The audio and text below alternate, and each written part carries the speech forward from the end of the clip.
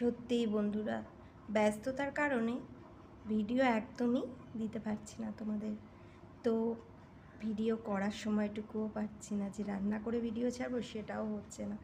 তা আজকে হঠাৎ মনে হলো না, অনেক দিন ভালো লাগছে না, ভিডিও একটু ছাড়তেই লাগে। তো দেখো আজ কি রান্না করেছি তারই আমি ভিডিও করে নিলাম। এটা হচ্ছে গঙ্গার বেলে, বড় বড় বেলেগুলো, কলমি শাক ভাজা,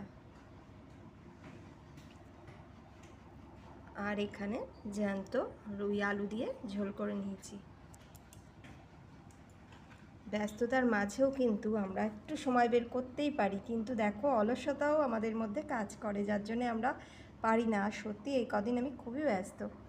আর তার সাথে একটু স্যালাড, গাজর আর শসা। তো টাটা বাই বাই। এইভাবে আমি চাইবো আরও ভিডিও দিতে, তোমাদের সামনে একটু সময় তোমাদের সামনে বের করে নিতে।